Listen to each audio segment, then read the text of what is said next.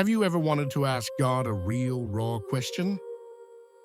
Not just a prayer, but one of those questions, the kind that comes from heartbreak, from loss, from not understanding how a loving God could let certain things happen.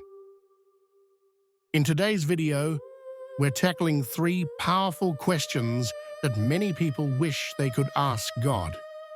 These are questions that have shaken faith, turned believers into skeptics, and made atheists wonder if maybe, just maybe, they were missing something. And here's the thing, the Bible doesn't avoid these questions. It actually gives deep, thoughtful answers. Stick with us till the end, and we'll also show you where to find detailed videos on each question that dig even deeper. Why do you allow suffering? Susan was just 7 years old when her friend Al was hospitalized with polio and had to live inside an iron lung. After visiting him, Susan asked her mom, "Why would God do this to a child?" Her mom replied, "The priest would say, 'God has his reasons, but I don't know what they are.'" Years later, a vaccine was developed.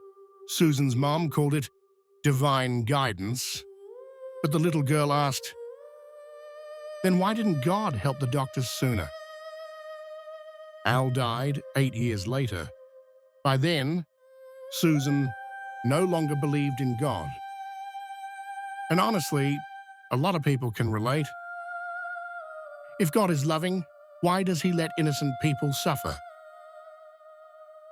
That question has caused many to give up on faith altogether. But think about this.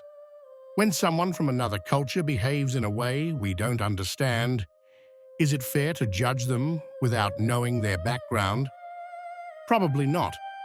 Understanding comes from learning, not from assumptions. The Bible says that God's ways are different from ours. Isaiah 55, 8-9. But it doesn't leave us in the dark. It invites us to get to know God, to understand why he sometimes waits before acting. And that journey leads to real answers, not vague phrases like "God works in mysterious ways." Want the full answer? Check out the dedicated video on our channel that explains why God allows suffering. You'll see the Bible's perspective in a way that might just shift how you see everything. Here's another tough one. Why is there so much hypocrisy in religion? You've probably seen it. Scandals, corruption, hatred, all done in the name of religion.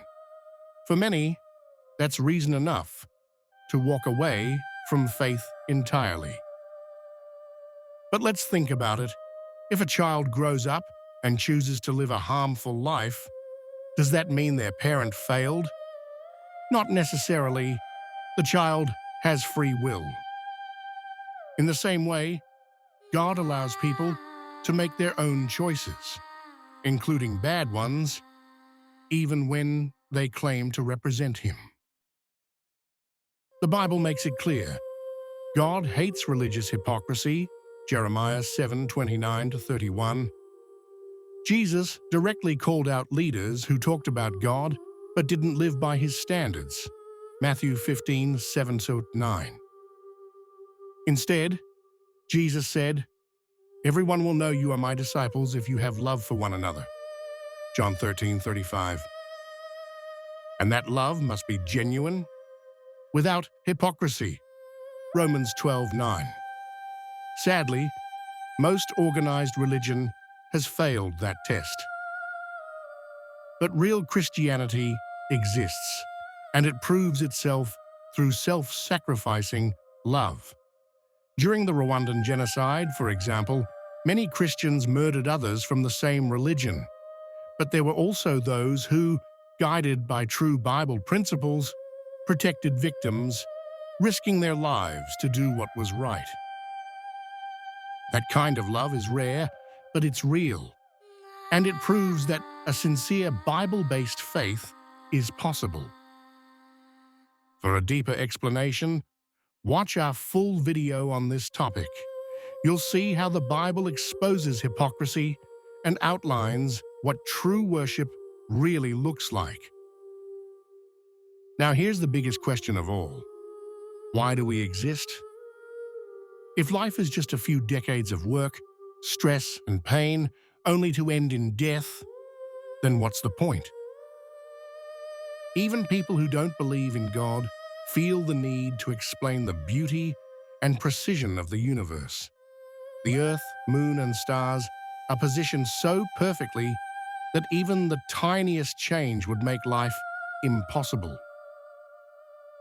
The Bible says the natural world clearly points to a creator, Romans 1:20.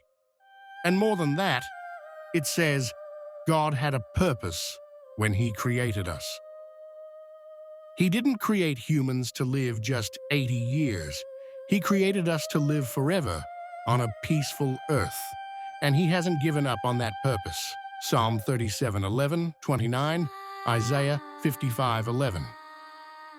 To understand why you exist and what God's purpose for your life really is, you need more than science or philosophy.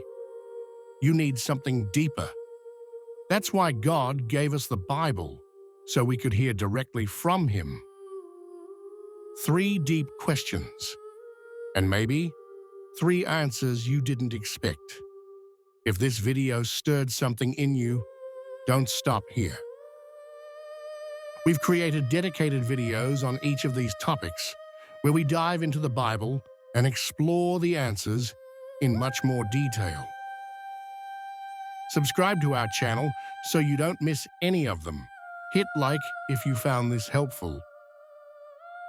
We only accept respectful comments. Let us know what topic you would like the Bible to respond on. God isn't afraid of your doubts. He welcomes them. And if you're willing to keep asking, keep seeking, you might just find more than you ever expected.